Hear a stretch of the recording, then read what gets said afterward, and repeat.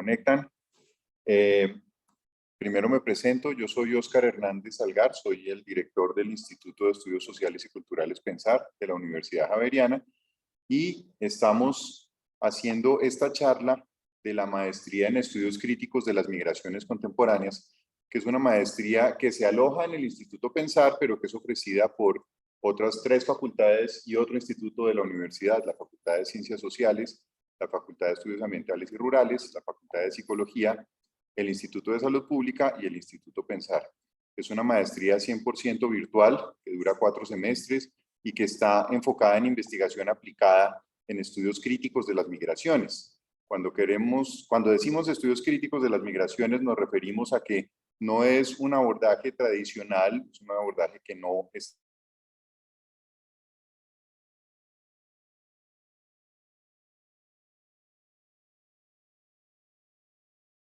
las migraciones y que hace énfasis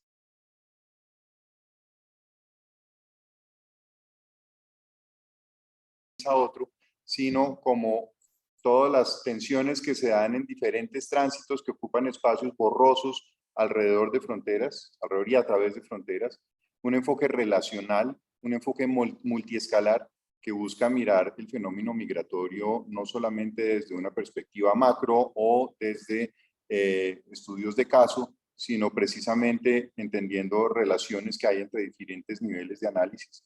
Una perspectiva transdisciplinar y una perspectiva interseccional, que entienda que hay diferentes estructuras de opresión que se cruzan, que se complejizan unas a otras y que es necesario entender de una forma situada, yendo al terreno, trabajando con las poblaciones migrantes para encontrar formas de intervención.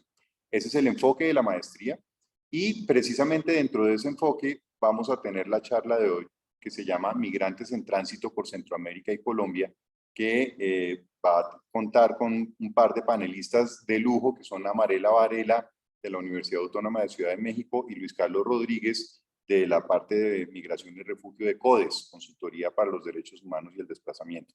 Ahora los va a presentar quien está a mi derecha, que es Wuldy Edson Luidor, profesor del Instituto Pensar y director de la Maestría en Estudios Críticos de las Migraciones Contemporáneas. Yo solamente quiero añadir una cosa, y es que esta charla la hacemos en el marco de Expo Javeriana, que es una especie de feria donde la Universidad Javeriana muestra todos sus programas de pregrado y de posgrado. Y dentro de esta misma sala de Zoom, inmediatamente se acaba la charla, las personas que estén interesadas en conocer más detalles sobre la maestría, sobre los costos, los requisitos de ingreso, etcétera, vamos a estar haciendo una presentación de esos detalles. Pero la idea de este espacio es que permita una discusión académica sobre un tema urgente que es el de la migración haitiana. Entonces, le cedo la palabra a Wuldy. Muchas gracias. Bueno, muchas gracias, Óscar, nuestro director del Instituto Pensar. Es un placer estar acá con ustedes. Les doy la bienvenida a este espacio. Bueno, como lo acaba de decir Óscar, hoy vamos a conversar sobre la migración haitiana. Les explicaré más adelante por qué. Bueno, para empezar, tendremos con nosotros a 2 especialistas, a la profesora Amarela Varela Huerta. Ella es profesora investigadora en la Academia de Comunicación y Cultura de la Universidad Autónoma de la Ciudad de México. Aprendiz de feminista que apuesta por coproducir crónicas sobre luchas migrantes y prácticas de muerte en su contra, crónicas narradas desde la experiencia y los saberes de los propios pueblos en movimiento. Realizó su doctorado en Sociología por la Universidad Autónoma de Barcelona y se licenció en Ciencias de la Comunicación en la UNAM. Es miembro del Sistema Nacional de Investigadores en México. Colabora con diferentes grupos de investigación-acción en torno a la migración y los feminismos. A mi lado tengo a Luis Carlos Rodríguez de la Cruz. Él es politólogo y ha ejercido esta profesión durante 12 años, tiempo en el cual ha vivido y trabajado en diferentes lugares de Colombia, apoyando procesos de construcción de paz territorial, planeación participativa e incidencia política con población víctima del conflicto armado, desmovilizados, consejos y alcaldías municipales, entre otros. En los últimos 6 años, trabajó como coordinador del área de migraciones forzadas y refugio en CODES, Consultoría para los Derechos Humanos y el Desplazamiento. También trabajó como colaborador del Observatorio de Migraciones de la Universidad Externado de Colombia, como editor de revista Frankenstein y como coordinador de la Coalición de Movilidad Humana de las Américas ante la Organización de Estados Americanos, OEA.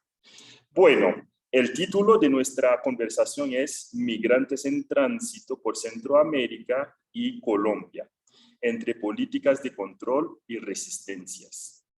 Bueno, vamos a hablar, a centrar la charla sobre la migración haitiana por varias razones.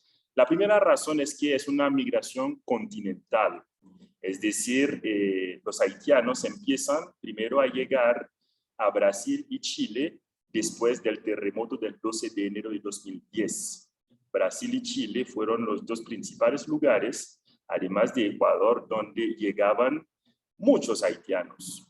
Pero después de 2016, con la crisis política que hubo en Brasil, y en el 2018 también, con la llegada al poder del presidente Sebastián Piñero, entonces ha habido un endurecimiento migratorio en Chile en contra de los haitianos, y en Brasil desde 2016 los haitianos ya no encontraban trabajo. Entonces desde 2016 los haitianos empiezan a reemigrar desde Brasil y un poquito desde Chile hacia Estados Unidos.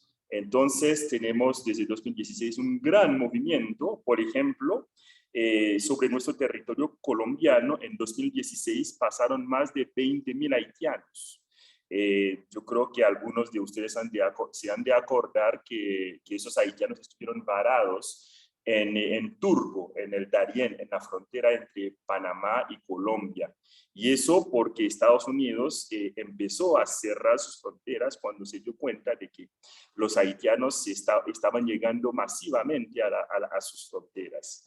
Y entonces la migración haitiana nos permite tener como esta mirada continental de la problemática migratoria. Y esta migración haitiana tiene dos grandes embudos. El primer embudo es Colombia, porque los haitianos al salir de Brasil, Chile, tienen que pasar por Colombia, porque Colombia es el país eje que conecta Sudamérica con Centroamérica. Y ahí es donde los haitianos vienen siendo varados. En 2016 fue en Darién y en el 2019, 2021 es en Necoclí. Otro embudo, los haitianos cuando logran pasar por Centroamérica, por la frontera de Colombia con Panamá, encuentran otro embudo, que es la frontera sur de México con Guatemala, que es Tapachula. Y cuando logran avanzar, encuentran otro embudo, que es la frontera de Tijuana con Estados Unidos del lado de Texas. Entonces, por eso, hoy invitamos a esos dos expertos, uno que nos va a hablar desde Colombia y otra que nos va a hablar desde México, desde Centroamérica, para contarnos cuáles han sido las políticas que desde Colombia y desde México, desde esos embudos, han aplicado en contra o en torno a la migración haitiana, y también cuáles son las estrategias de resistencia que los haitianos han hecho para hacerle frente a estas políticas migratorias coercitivas. Para eso vamos a escuchar en este momento a Marela, que nos va a hacer una presentación de 15 minutos, y después vamos a escuchar a Luis Carlos, que nos va a hacer una presentación de 15 minutos, y después de ambas presentaciones vamos a hacer debates. Ustedes van a preguntar, van a comentar, bueno, ahí se va a armar la conversación. Sin más, le damos la palabra a Marela.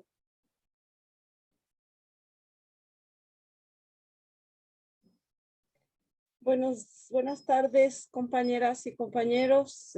Buenas tardes, Willy. Muchas gracias por la presentación y el encuadre de la conversación. Voy a hacer una presentación que te pido que de manera tajante cortes a los 15 minutos, porque yo puedo hablar al infinitum.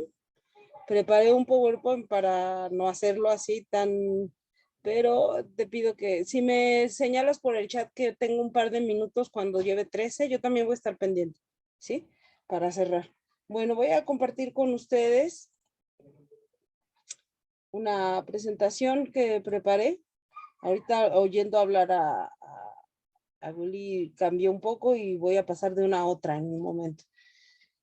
Yo les voy a hablar como para entender, digamos, cómo interactúan o en qué corredor migratorio vienen a dar antes de poder entrar a Estados Unidos. Les voy a hablar justamente de este corredor migratorio Estados Unidos, México y Centroamérica, que tiene una falta de ortografía fatal. Disculpen. ¿Cuál es la estructura de la presentación? Voy a hablar de México como país tapón, le decimos, y de las muchas formas de movilidad que se combinan en este país, se parece mucho a Colombia. Y después de eso voy a hablar de las prácticas de muerte con las que se gobiernan las migraciones y las prácticas de vida o de insurgencia migrante, las luchas migrantes y las prácticas de cuidado digamos, con las que responden los migrantes, ¿no? Luego, seguramente no me dará tiempo de hablar del diagnóstico sobre la causística, porque entonces escuchando a Willy, como todo lo preparamos un poco en la marcha, voy a priorizar hablar de los y las haitianas, y luego voy a hablar, pues siempre creo que el trabajo que hacemos los intérpretes es hacer una diagnosis, ¿no? Un diagnóstico, pero que justamente para motivar a las personas que puedan ver esta charla de forma diferida o que de manera totalmente luminosa estén en esa aula ya presencialmente, pues creo que tenemos también siempre, además del diagnóstico, que optar por preguntarnos, pues de manera muy gramsciana, qué hacer, y diría el colectivo Tiquín, cómo hacerlo, cómo ejercer una práctica, una praxis transformadora en estos escenarios de muerte y de terror, pero también de vida, ¿verdad? Entonces, pues empiezo. Sin ser muy detallada, voy a decir que México ha sido siempre un país de tránsito. Voy a hacer el zoom en México, que es desde donde yo trabajo y estudio. Y México ha sido un territorio, un país refugio en algún tiempo. Después se convirtió en una frontera vertical. Más tarde pasó a ser un país tapón y ahora es un territorio donde se ejerce una guerra total. Hay 30,000 efectivos del ejército mexicano llamado Guardia Nacional, desplegado en todo el país para contener la migración. Ya lo voy a explicar con más detenimiento. En el marco de un gobierno que se adscribe de centro izquierda, que es el así llamado gobierno de la Cuarta Transformación, o de Andrés Manuel López Obrador, ¿no? ¿Cuáles son las prácticas de guerra o esto que varias de nosotras identificamos como guerra total contra las migrantes y familias? Y también el propio Biden, ¿no? Hay que decirlo, también dice que hay una guerra total. Nada más que él dice que la va a desarticular, pero le pone otros nombres y la refuerza, ¿no? Esta guerra total se basa en prácticas ya históricas de externalización de las políticas de odio estadounidenses hacia el territorio México y centroamericano. Si imaginamos que esta franja fronteriza norte de México, que está amurallada con material chatarra de la guerra, de las varias guerras en el Golfo Pérsico que ha hecho Estados Unidos, y ese es el metal con el que se sostienen algunos tramos del muro fronterizo entre México y Estados Unidos, pero pensemos que no fuera de chatarra bélica, sino que fuera una liga, y sería como que se estirara esa liga y se pusiera aquí, entre el Suchiat, entre Guatemala y México, y luego entre Guatemala y Honduras y El Salvador. Eso es lo que llamamos la externalización de las políticas. Es un tipo de ejercicio que se logra a través de la cooperación al desarrollo y sobre todo, que les voy a contar ya a ustedes, prácticas como las del Plan Colombia, que en México se llamaron Plan México. Luego, eso se combina con la securitización de las migraciones. México no tiene una política migratoria, dicen muchas expertas y expertos. Lo que tiene es secuestrada a la migración en su política de seguridad nacional, lo que ha generado la asfixia del derecho al asilo y peor aún su neoliberalización. Hoy el asilo en México, que ha crecido 700% después de los huracanes de Centroamérica y también con los y las haitianas, es administrado por las grandes agencias internacionales como la ONU, la OIM, la ACNUR, pseudo administrado, y también se le concedió la franquicia, digamos, a ONGs nacionales e internacionales. El tema es que mientras hay 30,000 agentes de la Guardia Nacional persiguiendo migrantes, cazándolos, además aquí la diferenciación entre migrantes y refugiados no existe, ¿no? Para ojos de los militares, todos son migrantes potencialmente ilegales. Mientras hay 30,000 personas, 30,000 militares, existen 33 agentes estatales que leen los expedientes de refugio y los gestionan y los procesan. Esa es la política del gobierno de Andrés Manuel López Obrador, pero también lo fue del gobierno priista, del gobierno panista. Se parece mucho a Estados Unidos, no, o sea, más allá de permítanme porque se va a apagar mi computadora, más allá de los tiempos, de las filiaciones políticas, la migración ha sido así, gestionada desde el neoliberalismo para acá. Ese sería el cohorte, ¿no? Y a esto se le oponen dos tipos de muchas formas de luchas migrantes, que son básicamente formas de resistencia latentes, como por ejemplo esto que la organización del compañero que voy a exponer después que yo, nos enseñaron a llamar comunidades de cuidado en movimiento, o las manifiestas como las caravanas, ¿no? Esto me lo voy a saltar y voy a dejar de compartir para compartir rápidamente otros elementos que me gustaría traer aquí a la palestra. Un momento, por favor, que tiene que ver con los compañeros y la diáspora haitiana. La diáspora haitiana llegó a... Un momento. La diáspora haitiana llegó a México desde al mismo tiempo que en muchas naciones. A ver, voy aquí a... Pero se agudizó en dos momentos. Un momento, por favor. Se agudizó en dos momentos. En 2016, úchala, un momento, por favor. Aquí está. Voy a dejar de presentar otra vez. Es que perdón. Aquí está. Compartir pantalla. Aquí está. Los haitianos llegaron primero después empezó con el final, así masivamente, hubo una cosa que se llamó la crisis de los haitianos, porque en México todo es estructural, pero a todo le llaman crisis, ¿no? Y empezó cuando llegó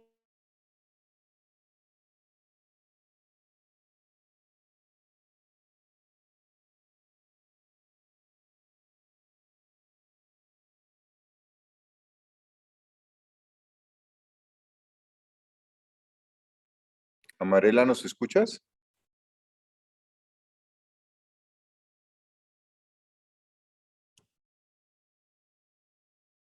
Qué raro. De pronto cerró la conexión sin querer. Estaba enredada con el computador. Bueno, un comentario sobre lo que he hecho hasta ahora mientras vuelve a Amarela. Sí.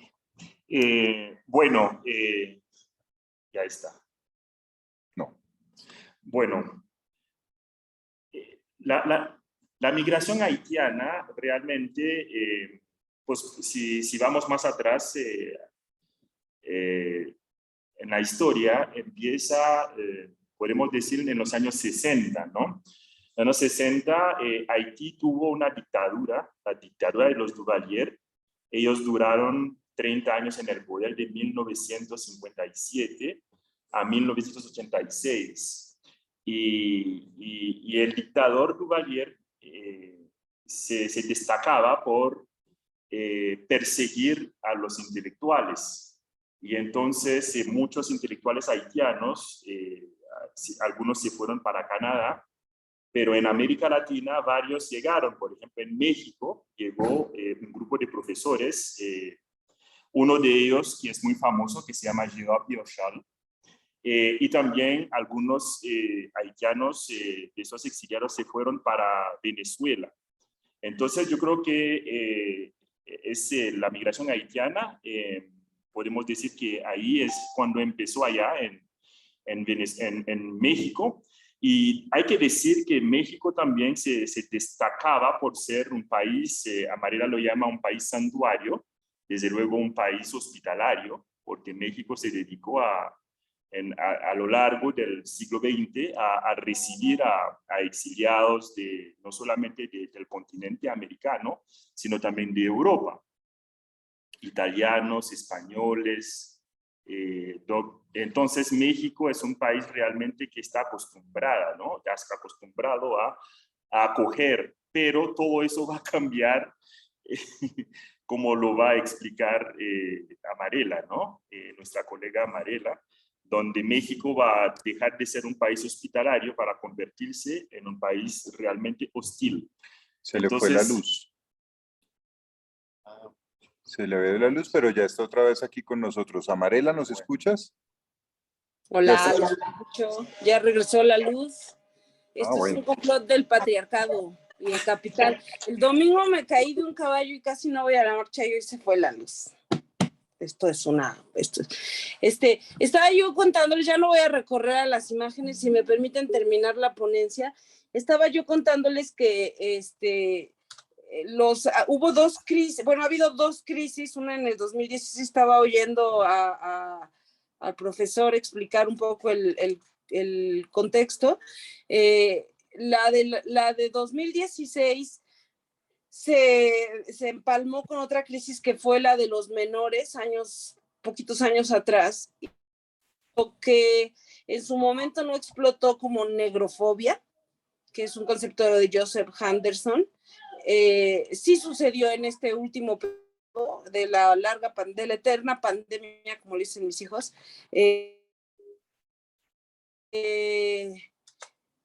Muchos y muchas, un número, yo creo que todavía incalculado, ¿eh? Hay autores como Bruno Miranda que trabajan la migración de cerca. Hoy estaba reportando una acciones de protesta en contra de López Obrador, el presidente, que fue a Tapachula, donde tienen confinados a todos los y las migrantes, pero en realidad no sabemos cuánta gente ha habido, ¿no? Cuánta gente ha llegado, pero sí han llegado por miles, sí han llegado sobre todo después de la crisis económica en Brasil, del fin de los Juegos Olímpicos y Deportivos y también de la crisis política y humana que ha sucedido en Venezuela. Entonces vienen de Venezuela y de Brasil, pero sobre todo y también vienen huyendo del racismo y la negrofobia, de la xenofobia que ha quemado ya campamentos de haitianos en Chile. Y llegan a este país intentando pasar a Estados Unidos y no, evidentemente no los dejan pasar y los han hacinado en lo que los migrantes, no solamente haitianos, sino a una asamblea de migrantes africanos llama la ciudad cárcel, Tapachula, el sur de México, ¿no? Y ahí están atrapados decenas de miles de personas viviendo en situaciones de calle con actitudes ya abiertamente negrofóbicas de parte de las poblaciones locales y de las autoridades, ¿no? Entonces, bueno, voy a seguir sin compartirlo con ustedes y lo lamento, pero voy a seguir la pauta y a terminar.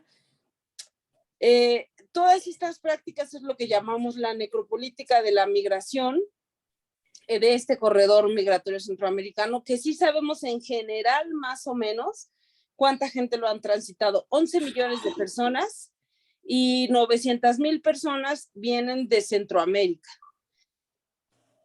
No sabemos aún cuántas vienen de Haití, pero sí sabemos que ha habido más de 20,000 operativos que han terminado por deportar a 8 de cada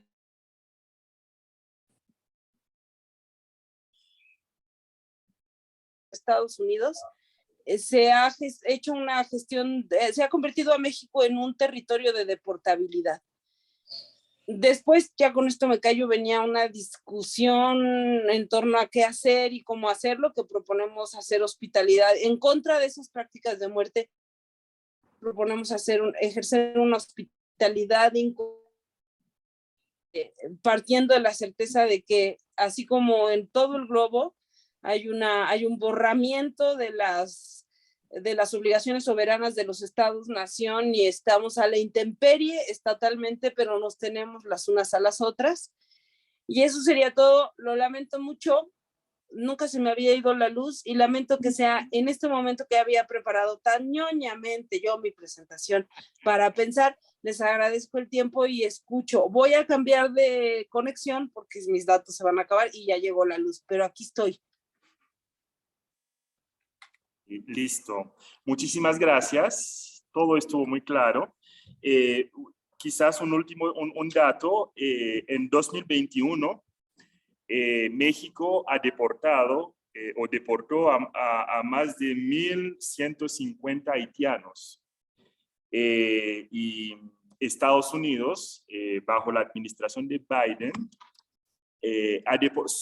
solamente la administración de Biden, ha deportado a más de 20,000 haitianos.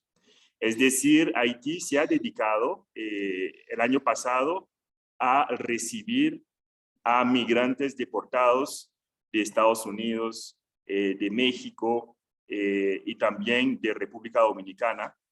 Un dato muy fuerte es que República Dominicana decidió construir un muro en la frontera para aislar a Haití. Así que realmente esa es otra razón por la cual estamos tratando el tema de la migración haitiana. Nos está mostrando también cómo en este continente nos estamos como yendo hacia la hostilidad, una hostilidad tremenda, ¿no? Además del racismo y otras cosas. Bueno, en este momento vamos a escuchar a nuestro amigo Luis Carlos, que nos va a hablar de Colombia. Como ustedes verán, la situación no es tampoco mejor. Gracias. Yo me voy a hacer aquí un momento porque voy a manipular el computador para también traer una pequeña presentación.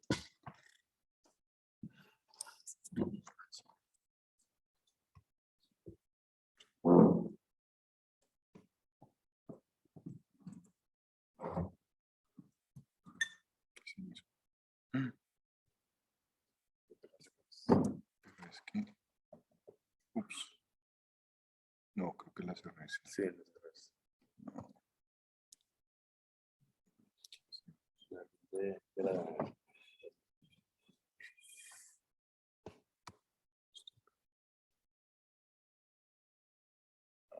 No.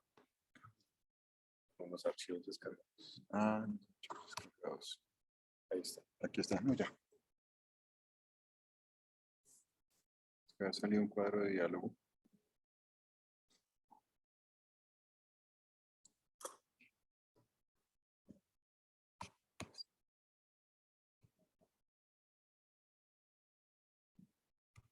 Ya se puede compartir. Muchas gracias. Bueno, voy a hacer un poco por acá cerca. Bueno, para mí esto es un poco raro porque es el primer evento en el que estoy. A ver, ¿esto qué es? Ah, porque se cerró.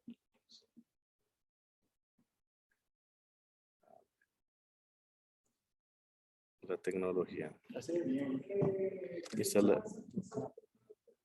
Preguntarme más tarde.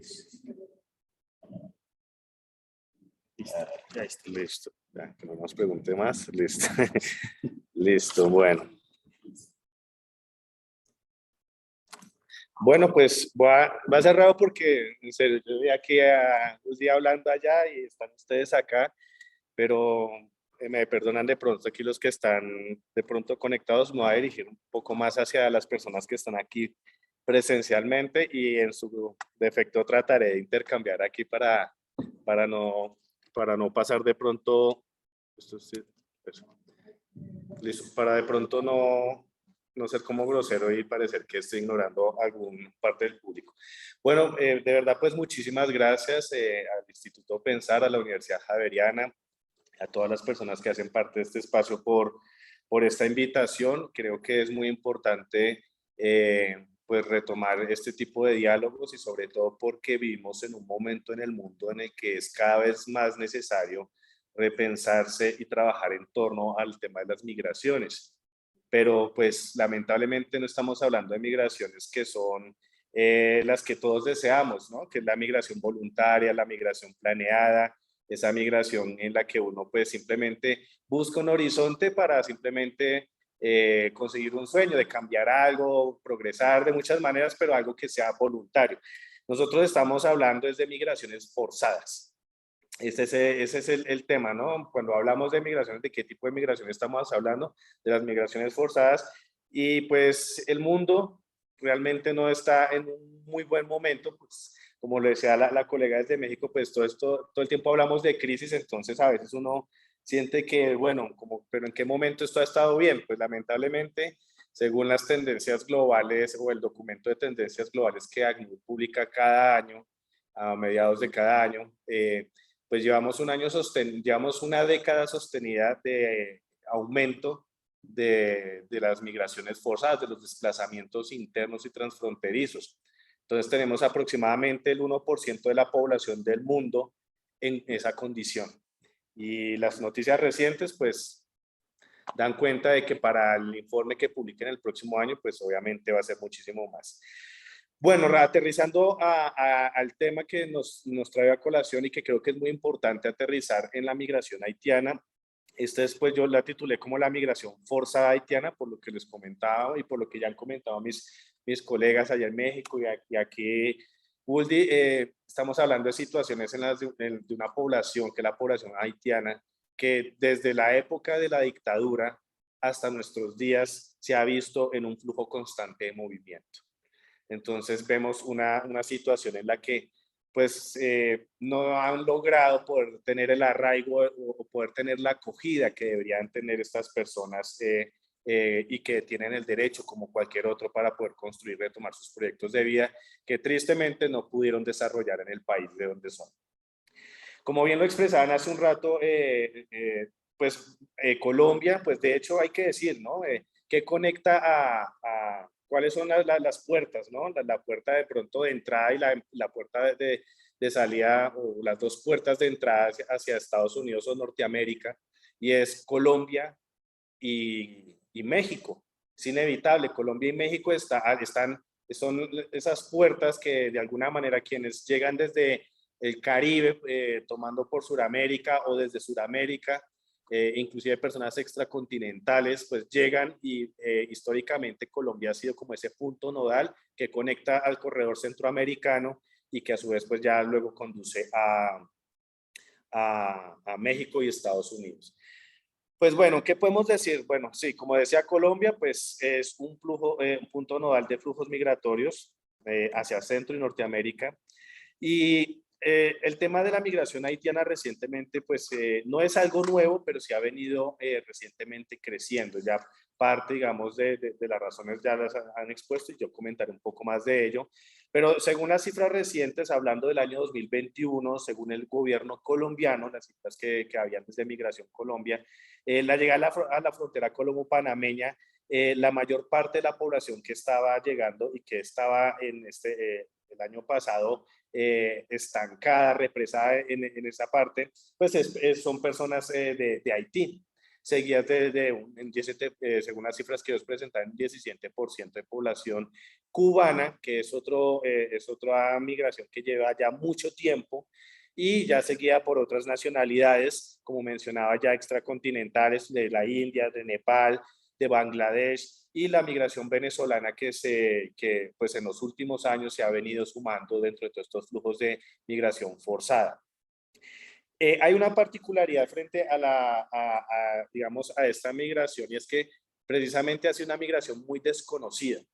De hecho, es curioso que Colombia, siendo históricamente un punto nodal, hasta hace poco la gente vea, por lo menos en Colombia, el tema migratorio como algo novedoso, pero realmente pues no lo es.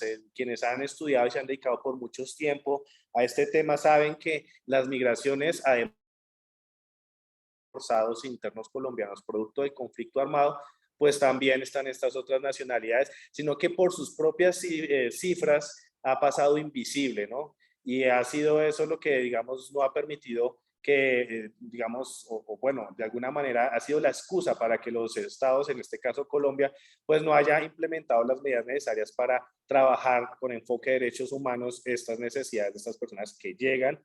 La mayoría y casi todas realmente son personas en necesidad de protección internacional.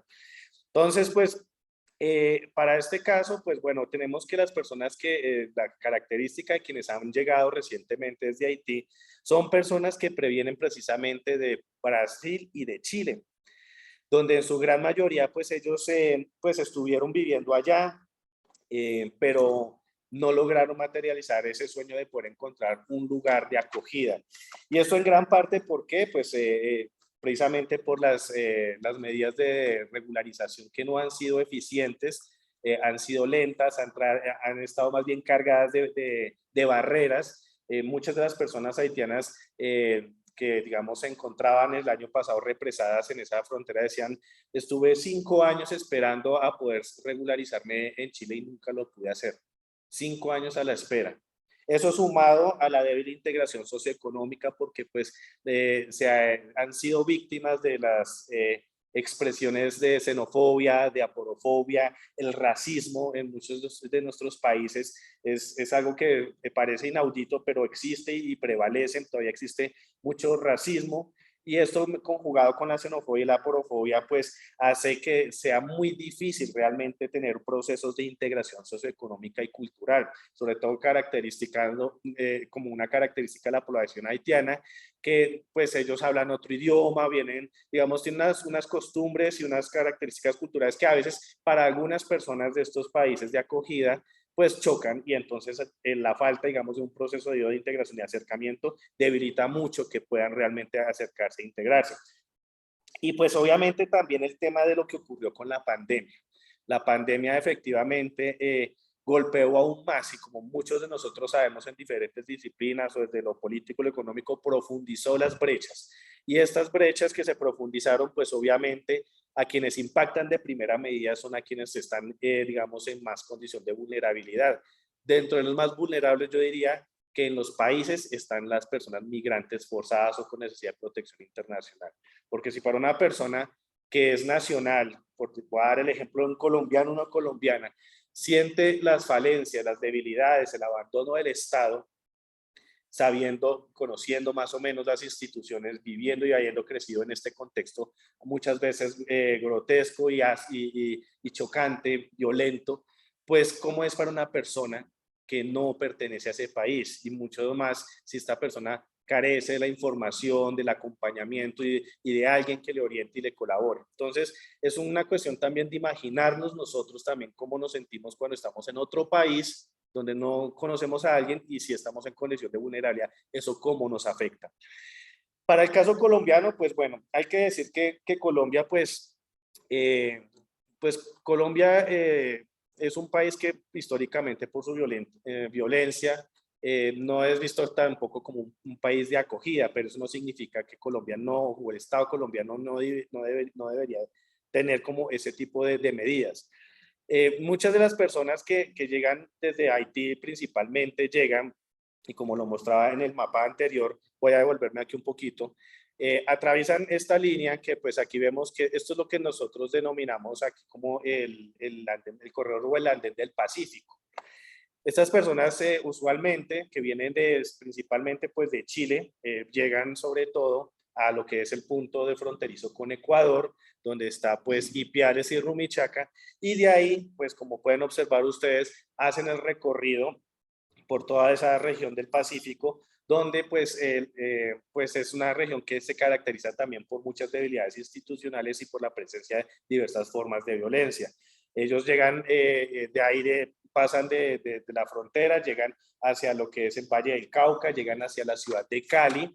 En la ciudad de Cali, de ahí se trasladan hacia la ciudad de Medellín y de ahí ya siguen su rumbo hacia el Urabá antioqueño, que es ya la parte donde se conecta con la región fronteriza con Panamá.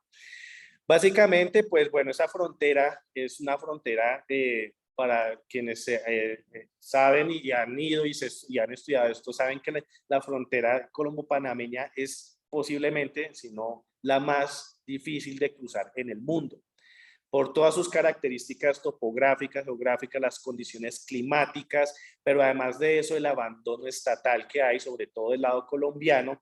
Del lado panameño tal vez no tanto, sin embargo es más una frontera que ha estado caracterizada más por presencia de actores armados, tanto legales como ilegales, que por la misma institucionalidad de los estados que se representa en el acompañamiento y de otro tipo de servicios que brinda el estado, como salud, educación, etcétera, etcétera.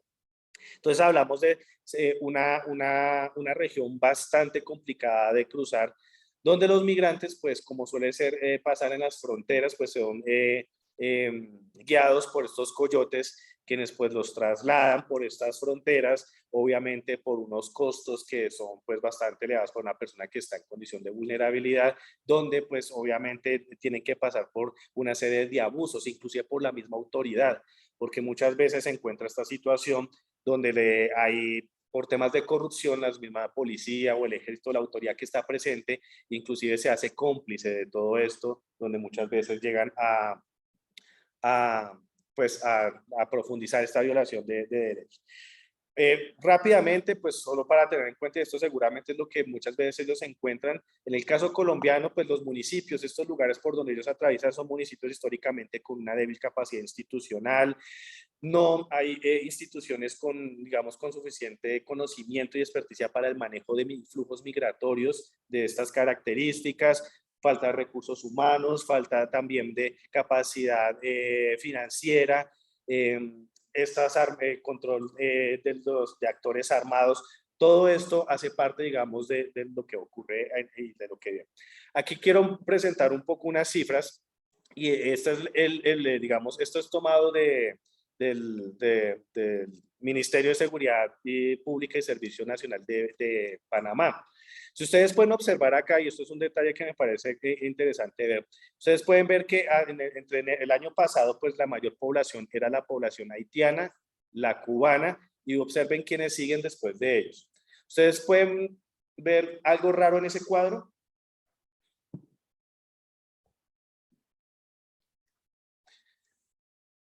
Pues bueno, la respuesta está en que pues es muy raro ver a chilenos y brasileros migrando, ¿no? Pues resulta que esos chilenos y brasileros que aparecen ahí realmente son los hijos de las personas haitianas.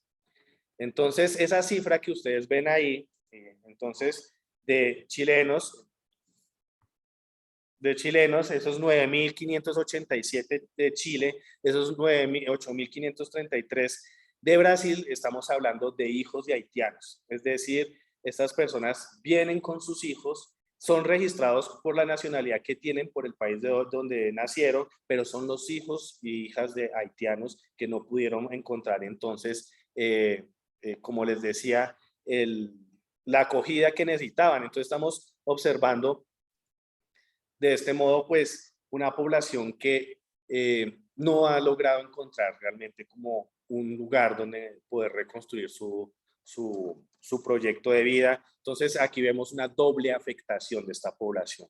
Aquí podemos observar, esto es, digamos, una gráfica solo del mismo año, pero aquí ya está segregado con hijos de haitianos, de Brasil y Chile y otras nacionalidades donde usted puede observar ahí. Entonces, esta es la cifra que va este año.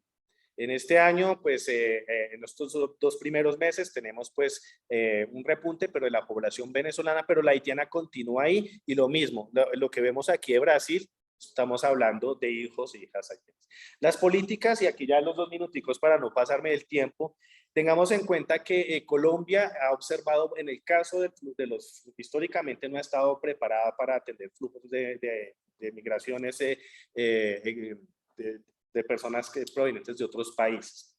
Apenas ha podido ir consolidando poco a poco todo el trabajo con la migración, el desplazamiento forzado.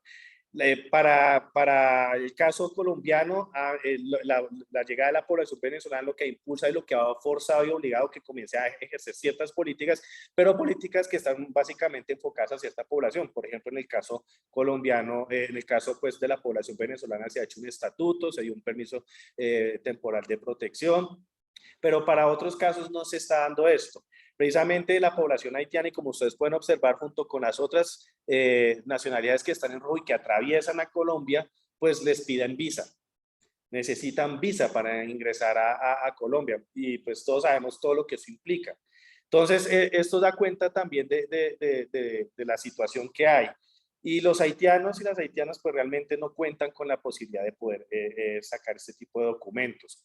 Además de eso, pues Colombia o el Estado colombiano ha estado más enfocado en que pues lo único que hay que hacer es dejar que ellos pasen rápidamente. Ahorita la frontera está abierta, pero en el tiempo que estuvo cerrada, pues fue ese gran nudo que se hizo ahí y que en últimas terminó prácticamente es de las cosas que parecen auditas, no hay una suficiente coordinación en las fronteras, por fin, pero solo porque los medios de comunicación presionaron también, entonces tuvieron que llegar a una cuota diaria de 400 y luego de 500 haitianos para poder cruzar.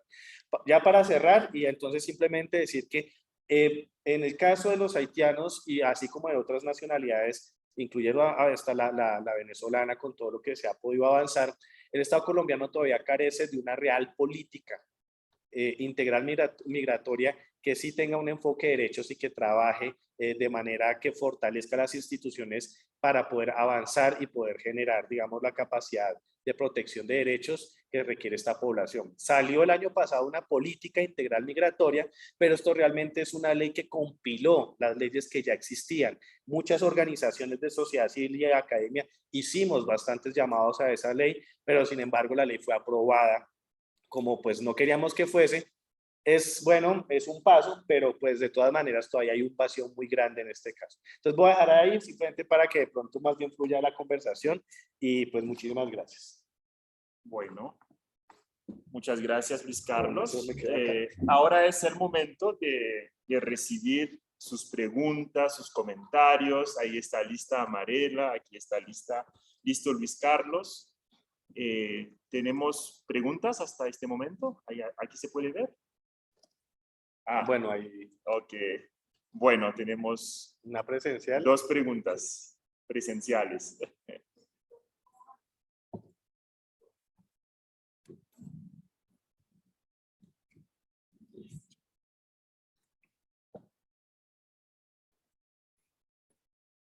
Gracias.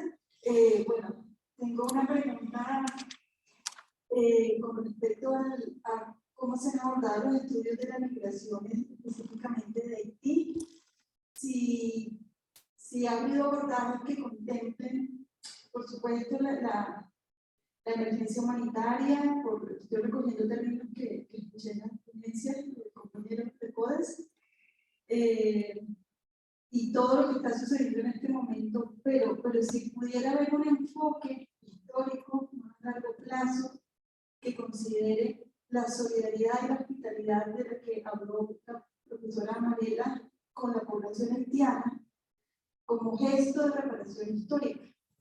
O sea, está la dictadura de Duvalier, pero también estuvo el terremoto. Si nos vamos más atrás, que tampoco es tan atrás, es la deuda con toda la población haitiana que prestó armas para la liberación de la independencia. O sea, es una deuda histórica que sistemáticamente hemos evadido y cómo podría enfocarse el tema de las migraciones contemplando esa deuda histórica, sin considerar la vergüenza del caso colombiano del atentado al presidente Uribe. O sea, son muchas capas de deuda histórica que tenemos y cómo hacer un abordaje que contemple esa historicidad. Es pregunta. Gracias. Bueno, mi pregunta creo que está ligeramente relacionada, tiene que ver con dos cosas que decía Mariela. Una, que la idea es enfocarnos en qué hacer y cómo hacerlo. Y también que solemos llamarle crisis a problemas estructurales. En ese sentido, desde la experiencia de cada uno de ustedes, ¿qué es lo primero que tienen que tener en cuenta los esfuerzos de incidencia?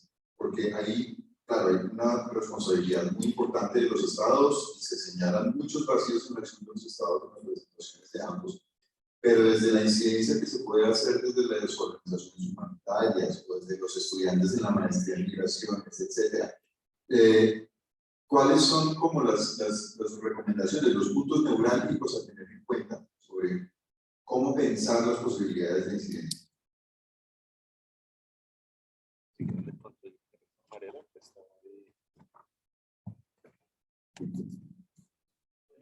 ¿Empiezo yo? Sí, sí, sí, Amarela, Okay. dale tú Bueno, primero. les agradezco las preguntas. A la primera compañera, medio que le escuché, voy a hacer una síntesis. Preguntaba que si existiera un modelo de análisis para comprender históricamente las migraciones haitianas. ¿Lo entendí bien? Sí. Sí, en parte. Un enfoque que articulara un poco la deuda histórica que tiene, por ejemplo, todo el continente, América Latina y también Francia, porque Haití pagó una suma tremenda de dinero a Francia, dizque por la deuda de la independencia.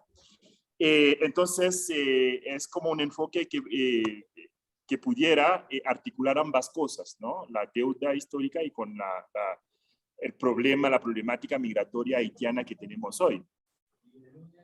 Sí, gracias. Yo ahí creo, Guldi, que tú estás mucho más capacitado para responder esa pregunta, porque además de que están invisibilizadas, las migraciones haitianas están muy poco estudiadas. La diáspora haitiana en castellano, que es otra forma de racismo epistémico, ¿no? Entonces, yo creo que, bueno, ahora aquí todo el mundo es caravanólogo y todo el mundo es haitianólogo y no es así. En México no es así.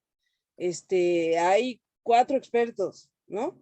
Entonces yo creo, o sea, estoy de acuerdo en los ecos que me llegaron de la intervención de la compañera, que efectivamente no solo Colombia, yo creo que toda América Latina y en general el mundo está en deuda con Haití porque ellos inventaron, le pusieron carne a la lucha por los derechos humanos, fue la primera revolución, o sea, ellos encarnaron la subjetividad del individuo moderno en sus procesos de liberación y sabemos muy poco, no solamente, tenemos una deuda histórica, una deuda económica, una deuda epistémica, una deuda que por supuesto, y en ese sentido, subsanar esa deuda sería un cómo hacer, creo en concreto. Deberíamos estudiar al Caribe en general y concretamente a Haití para entenderlos, ¿no? Y deberíamos de nombrarlos. Y entonces más bien me concentro en la pregunta número 2, que le agradezco al profe que la planteó. Oscar. Oscar, es que no lo veo. Así es la vida ya muy friki, ¿no? Porque hay gente presente, pero la otra gente está en línea y los profes están desnucando, porque le hablan a la cámara y en el fondo tienen a los estudiantes. Entonces, Oscar, efectivamente, nosotros últimamente hemos estado trabajando en un libro que, por cierto, me gustaría mucho presentarle al claustro de la maestría de la Javeriana, en un libro que se llama Espectacularización de lo fronterizo. Aquí está. Pero básicamente hemos estado trabajando con otro grupo de investigadores e investigadoras en torno al concepto de espectáculo de frontera, no solamente en relación a lo haitiano, sino en general en relación a las migraciones. Siempre se ha construido, y ese es un problema del instrumentalismo derecho humanista del gobierno de las migraciones, el hecho de utilizar palabras del derecho internacional para gobernar con prácticas de muerte la migración. Siempre se ha planteado la migración como estando en crisis, porque hablar de crisis no te permite pensar lo estructural. pero específicamente la teatralidad, la representación, por ejemplo, de la diáspora haitiana y de sus condiciones actuales de desplazamiento y forzado, en términos de crisis, abren la posibilidad de un manejo extraordinario fuera del Estado de Derecho, de esas crisis, ¿no? Entonces, de esas crisis, que no son crisis, son situaciones estructurales.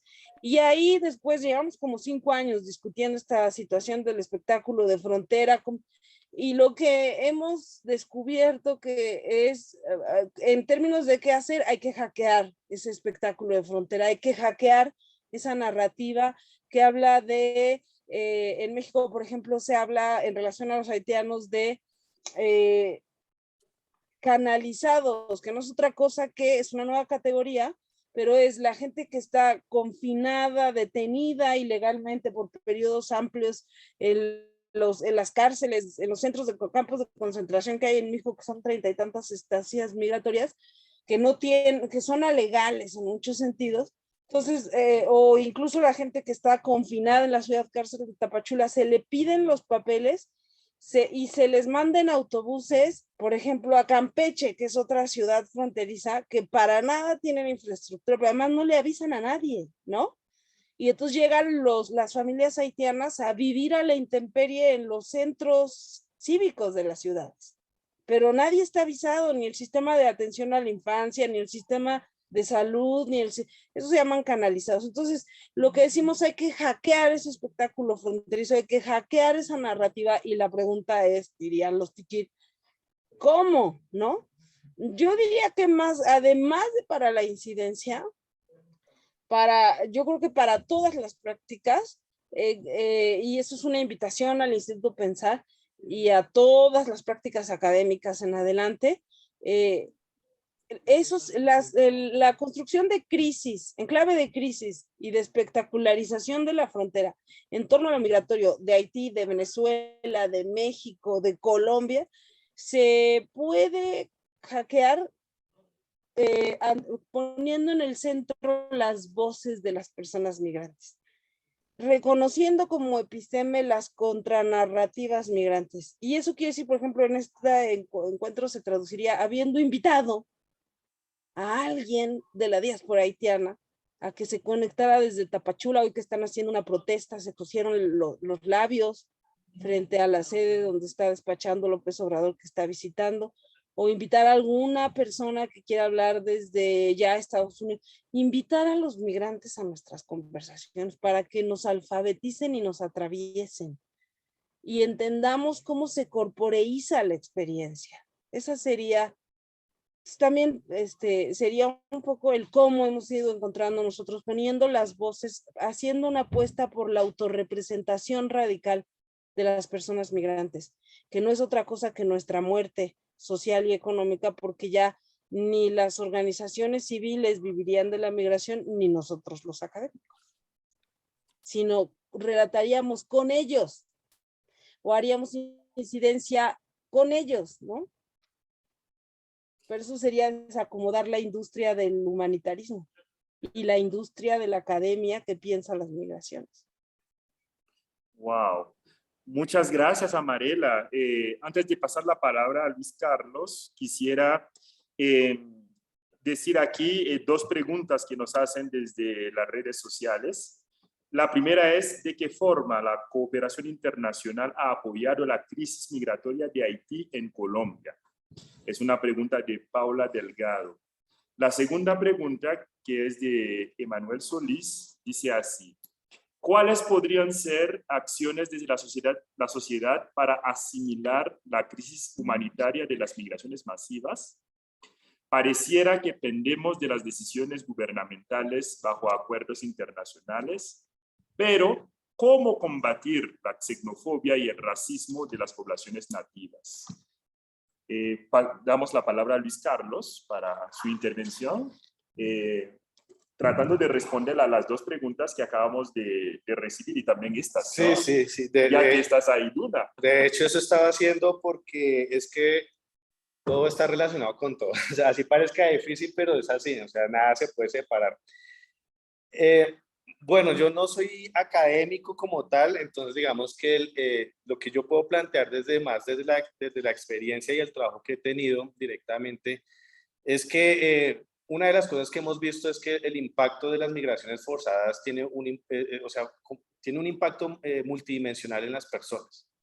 O sea, no es que simplemente sea el otorgarle un documento para que la persona pueda transitar y pasar ya por un paso fronterizo o tener simplemente algo para que no la detengan y no la lleven a un centro de detención o a una cárcel o le quiten a sus hijos, sino que sino que eso implica también una infraestructura institucional que, como con cualquier otro ser humano, es que estamos hablando es que el tema de las migraciones es tan inherente al ser humano como la misma respiración.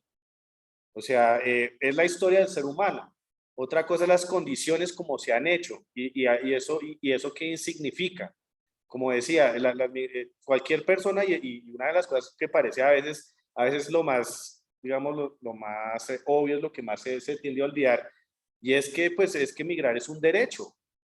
Es un derecho, pero para muchas personas, inclusive parte del lenguaje que ahorita estaba recordando de que hay que cambiar. Una de las cosas, por ejemplo, que uno todavía escucha, inclusive muchos funcionarios, digamos, lo que yo he visto en diferentes países, no solo en Colombia, de funcionarios, de personas que tienen un liderazgo representativo en ciertos sectores, en ciertos grupos, es hablar de migrantes ilegales.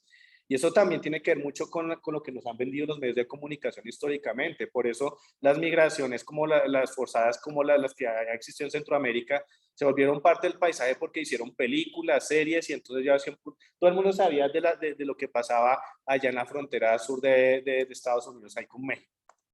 Yo desde niño lo he recordado en películas. Pero ¿qué es lo que nos mostraban siempre en las películas? No, pues como lo espectacular, los coyotes, el migrante forzado, pero nunca se trasciende más allá de eso, ¿no? Perdón, y lo ponían era como el migrante ilegal, hasta canciones hay de eso. Entonces eso se ha venido calando ahí. Otra cosa que yo veía mucho ahorita recientemente y que siempre he escuchado es el tema del sueño americano. Una cosa que quiero primero decir es que América no es Estados Unidos. Estados Unidos es un país de América. Entonces, cuando alguien, hola, se presentó, estamos en la embajada americana, diría la embajada de Estados Unidos, o él es americano, diría él es estadounidense, yo también soy americano. Partimos por cosas del lenguaje como esas, que está muy arraigada en todos lados. Entonces, cuando hablan del sueño americano, resultó que los haitianos que están ahorita represados, como muchas otras personas que viajan y pasan y arriesgan su vida, están buscando el sueño americano. Y algo que acaba de decir a Mariela era acercarse a la narrativa y a la vivencia de las personas. Ellos no están, por ejemplo, este flujo reciente del 2021, no están ahí porque un día se levantaron en su casa en Haití y dijeron, qué rico vivir en Estados Unidos y tener la visa americana y poder ir a Walt Disney. No. Ellos primero tuvieron que salir por todo lo que han tenido que pasar en sus violencias allá, inclusive en República Dominicana, toda la segregación y la violencia, no poder ni siquiera poder ser parte del país vecino, sino que tener que atravesar luego el Caribe para llegar luego a Brasil y a Chile, donde tampoco encuentran un lugar de acogida y entonces les toca continuar.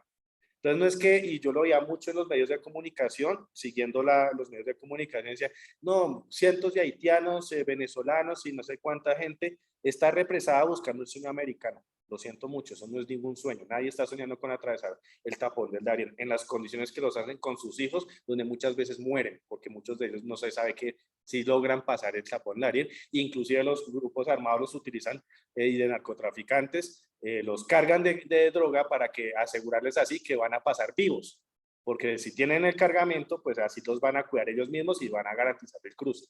Entonces el sueño americano no existe, no en estas condiciones, no de estas personas, y eso sí hay que hacerlo de ahí. La incidencia, y aquí un poco con lo que pasa con la incidencia y aquí qué pasa con la xenofobia y todo eso, la incidencia, hay incidencia de diferente tipo. Ahí está la incidencia social, la incidencia política y lo que se llamaría el litigio estratégico o la incidencia jurídica.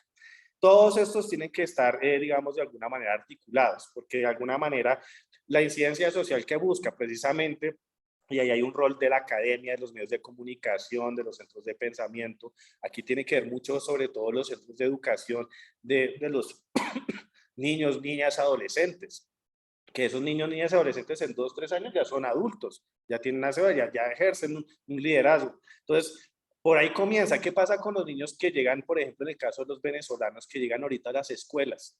Muchos de ellos sufren de bullying. Si ya le pasa a un niño colombiano normal, ahora alguien que, porque el niño habla diferente o porque utiliza otras palabras, ¿qué hacer ahí? Entonces hay que comenzar a hacer un trabajo de incidencia social que va ahí con los medios de comunicación. La incidencia política, la articulación de todos los, academia, organizaciones de sociedad civil, movimientos sociales de los mismos migrantes, hay organizaciones de migrantes que se han venido haciendo, poder conjugarnos todos, y esto se ha venido haciendo, pero es un proceso muy difícil porque ustedes saben que el Estado las reformas que hace no las hace porque un día se levantó el presidente o el Congreso dijo, vamos a hacer una nueva ley que cubra, no, eso es porque ellos tienen la presión de la sociedad civil y de otros actores ahí. Entonces, se ha logrado pasos, pero hay que seguir avanzando en eso para poder lograr y hacer las propuestas y las modificaciones a nivel jurídico, de incidencia y litigio estratégico por medio de la visibilización de los casos. Que no pase desapercibido qué está pasando con las personas haitianas, las de República Democrática del Congo, de muchas personas, qué está pasando ahí, que han pasado invisibles y por eso no se ha hecho nada. Solo cuando se dio la llegada masiva en tan corto tiempo de población venezolana, que era como tapar el sol con un dedo, fue que el Estado se cogió las manos y muchos otros estados. Si hubiera sido gota a gota, como ha sido la haitiana o otras, pues tampoco sería nada. Entonces, hay que aprovechar este momento y la situación que está pasando lamentablemente es como la única forma de cogernos de ahí para poder avanzar ahí. Y la cooperación internacional, sí, claro, ha hecho un esfuerzo importante, pero voy a hacer un ejemplo y esto lo hago el ejemplo. ¿Qué pasó con los recursos después del terremoto en Haití? ¿Cuántos miles de millones de dólares se fueron y qué pasó con eso? ¿Qué ha pasado con Haití hoy en día?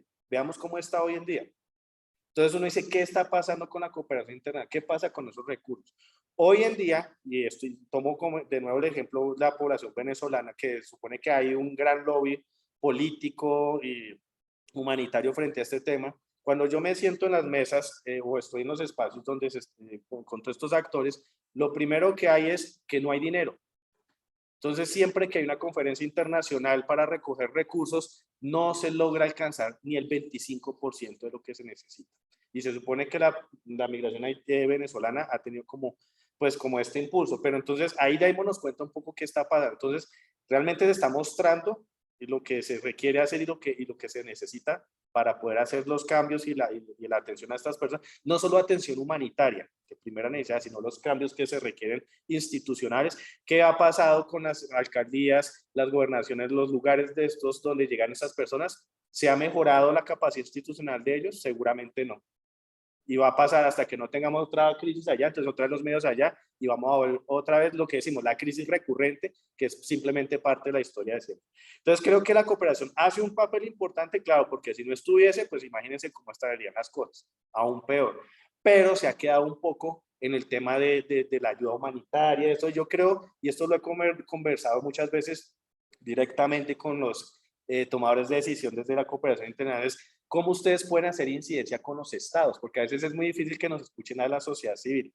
Entonces, yo le digo, por ejemplo, a ACNUR o OIM, les digo, pues ustedes y yo nos entendemos muy bien, las organizaciones y usted nos entendemos muy bien, nos conocen muy bien y saben lo que queremos, buscamos lo mismo, pero a veces es muy difícil que nos escuchen, pero ustedes sí los escuchan. Entonces, ¿cómo poder hacer que también la cooperación internacional haga incidencia ahí? Yo creo que hay que fortalecer y hacer un poco más eco y presión para que pues no quede solo en el hecho de poder brindar unas ayudas humanitarias de primera mano y pues simplemente son pañitos de agua tibia. Entonces pues creo que es un poco ahí, pero bueno, esto tiene mucho aún más tela por cortar. Bueno, muchas gracias. Yo creo que ya hemos hablado bastante. Claro, hay más preguntas que respuestas, ¿no?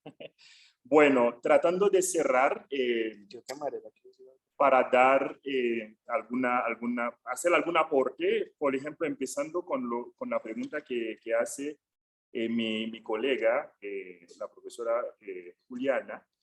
Creo que cuando uno mira la migración haitiana, uno se da cuenta de que justamente es estos tipos de migración que hay que mirar desde la larga duración.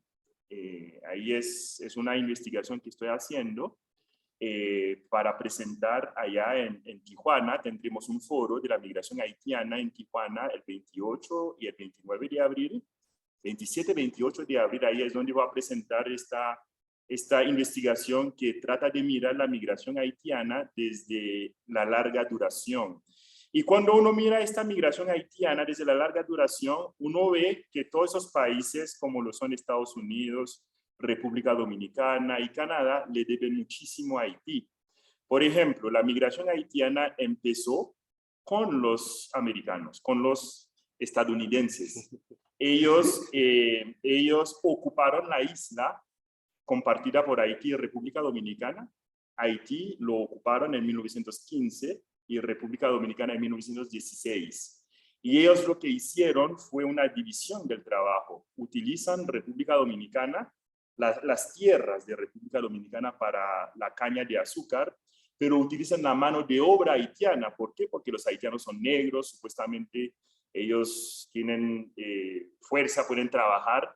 Y entonces ahí es cuando empezó la migración haitiana. Y desde luego los estadounidenses se fueron de la isla, se fueron y no se fueron de la isla, pero digamos, se acabó la ocupación americana, lo llamo yo, en 1934, pero estos migrantes haitianos, que son los braceros, ellos jugaron un papel fundamental en la industria azucarera, que era como algo fundamental para la República Dominicana. Entonces, para decir que Haití jugó un papel fundamental en la expansión del capital norteamericano y también en la economía dominicana. Y ahora eso no tiene sentido que República Dominicana quiere cerrar su frontera con Haití. O sea, lo que dice la pregunta de Juliana, creo que ahí encuentra una primera respuesta. Una segunda respuesta es cuando empezó la dictadura Duvalier de 1957, es en el contexto de la Guerra Fría, es que ya la guerrilla de Castro ya empezaba y ya Haití es un país importante.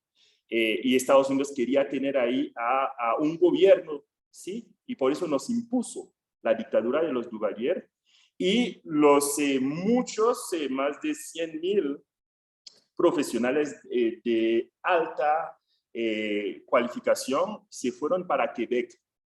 Quebec, que en aquel entonces estaba consolidando o empezando con su sistema educativo en francés, con su sistema de salud en francés, y ellos agarraron a todos nuestros profesionales médicos, profesores universitarios. O sea, Quebec le debe muchísimo a Haití.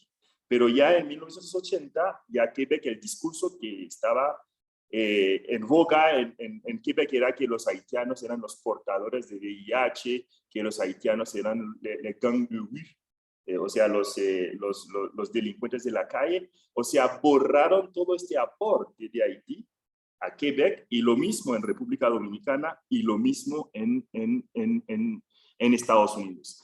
Y cuando uno, con eso termino, y cuando uno sigue mirando la migración haitiana, lo que ve es que es como si todos los países, en particular Estados Unidos y Canadá, se pusieron de acuerdo para no seguir dando la protección internacional a los haitianos, porque en los años 70, Haití seguía teniendo una dictadura fuerte, ¿sí? Y ellos dijeron que no, los haitianos no merecían ser reconocidos como refugiados, porque ellos llegan ahí es por la pobreza. Mentiras, es que Haití desde 50, 60, 70, 80, 90, 2000 hasta ahora, hemos tenido unas crisis políticas terribles, unas crisis de inseguridad terrible, pero a Haití, a los haitianos, les negaron el derecho incluso a solicitar el asilo, o sea, el derecho a tener el derecho a solicitar el asilo. Y por eso la población haitiana está desprotegida. O sea, una de las causas fundamentales de esta tragedia de los haitianos es porque están desprotegidos. Nadie los protege. Entonces, yo creo que ahí no se puede hablar de la crisis humanitaria. Se está hablando de algo mucho más profundo, ¿no? Es una desprotección sistemática. Es un poco lo mismo que está pasando en Ucrania, ¿no? Con los estudiantes africanos. O sea, todo el mundo está saliendo. Los ucranianos sí, los reconocemos como refugiados, pásenle, pero ustedes africanos no. Es que hay unos migrantes que son dignos de la protección internacional y otros que no son dignos de la protección internacional. Es decir, eso se maneja con mucho racismo. Creo que el caso de Haití nos está mostrando no solamente la situación de un país chiquitico, o de Colombia o de México, sino de un orden del mundo neocolonial, un orden del mundo imperial, un orden del mundo racista. Y eso es lo que justamente muestra las migraciones internacionales. Es porque cuando uno está estudiando las migraciones internacionales, uno está estudiando más que migración, uno está estudiando las dinámicas del mundo, no solamente las negativas, sino las positivas, los retos, las perspectivas. Yo creo que con eso podríamos terminar. No sé si del público hay algo más o mi colega desde México tiene algo más que decir. Si no, ya nos pasamos del tiempo. Yo soy una No, cosita solo que ya muy... me tengo, A ver, discúlpenme, dale. me tengo que desconectar, compañeros, perdón, tengo que pasar a modo mamá. Les agradezco mucho el diálogo y ya tengo que atender a mis pequeños. Les agradezco el espacio, gracias a la Javeriana, gracias Willy, gracias al compañero de CODES y estamos al habla. Hasta luego.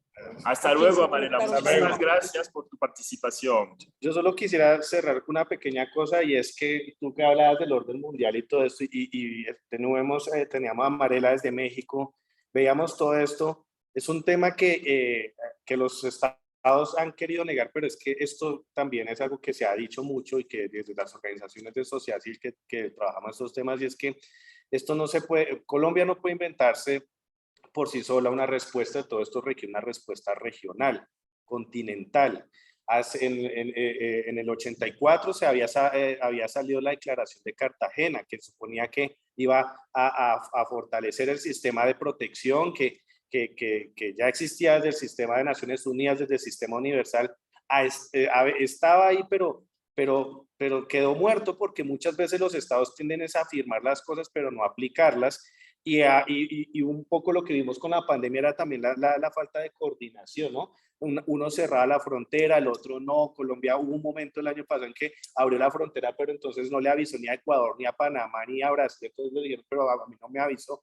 Entonces aquí hablamos mucho de globalización, de todos estos temas, pero cuando se trata de cosas que realmente requieren atención y de un trabajo coordinado, articulado, pues no está ocurriendo. Y creo que una llamada de atención ahí, y creo que hacia allá vamos y tendrá que ser así, y es que se tienen que, sí o sí, los estados comenzar a articular, y ahí los estados y obviamente la sociedad civil y todos los demás actores, para una real respuesta regional con enfoque de derechos humanos.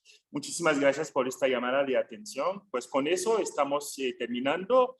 Agradecemos desde el Instituto Pensar, desde la Javeriana, a todos y a todas que nos han estado escuchando, viendo, que han estado participando.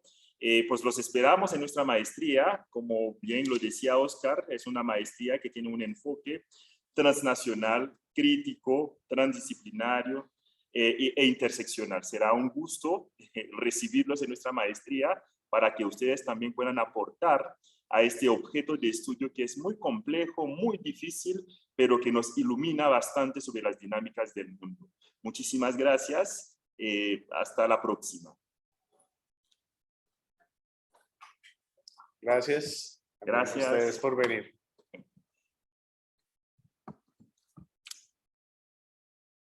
El tiempo volando.